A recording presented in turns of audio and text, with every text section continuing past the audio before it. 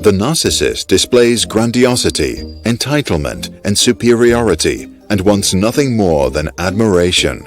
Once he gets what he wants, the narcissist is rarely interested in other people.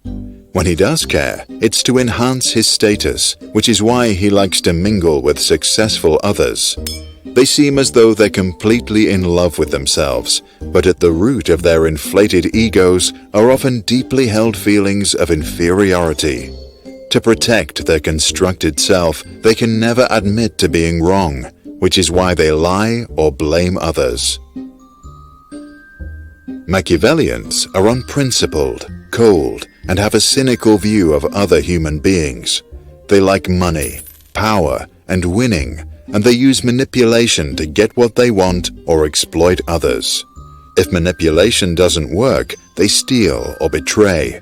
Those high on the spectrum believe it's better to be feared than being liked, and offend others as a strategy to control them. When you are a psychopath, you come across as cold, and others think you are scary. You also show little to no fear, act impulsively, and you enjoy mental thrills. Those high on the spectrum don't form any emotional bonds. The result is a complete lack of compassion. That means they have no problem being mean. If something terrible happens, they later often don't feel any remorse or guilt.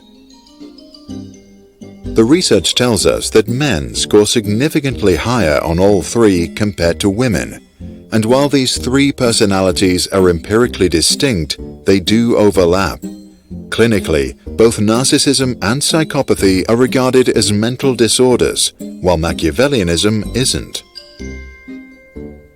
Whether nature or nurture is responsible for these traits has been somewhat answered by twin studies that show that narcissism and psychopathy have substantial genetic components. Machiavellianism seems to be less prevalent in pairs of twins. However, the environment also matters. A psychopath may not only pass down his genes, but influence a child by being a role model. A Machiavellian father shares with his son not only genetic material, but might also show him all his tricks. The son of a narcissist not only gets his dad's chromosomes, but may also experience his perfectionism. With the big 5 personality traits, also known as Ocean, the 3 correlate either positively or negatively. Narcissists and psychopaths are often open to new ideas and extroverted. Psychopaths and Machiavellians have low conscientiousness. All 3 personality types score low on agreeableness, and psychopaths are hardly neurotic. Whatever happens leaves them cold. An evolutionary explanation for these traits could be sexual strategy.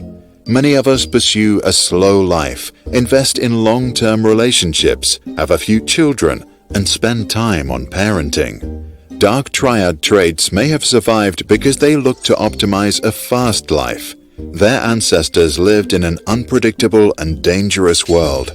Because of a shorter life, they sought many sexual partners, spent no time on parenting, and did not invest in human relationships. This may also explain why they strive in competitive environments, such as corporations.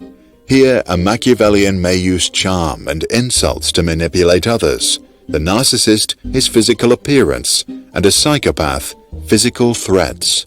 And since they all lack compassion, they often elbow their way to the top, which is maybe why all 3 dark traits are well represented in upper-level management. But there are also downsides. If your mind was programmed to be impulsive, aggressive, and selfish, you are also more likely to abuse drugs, feel excluded, suffer from depression, or end up in jail. This is why we may not only find ways to protect ourselves from these darker minds, but also have empathy for them. After all, maybe they didn't choose to be that way.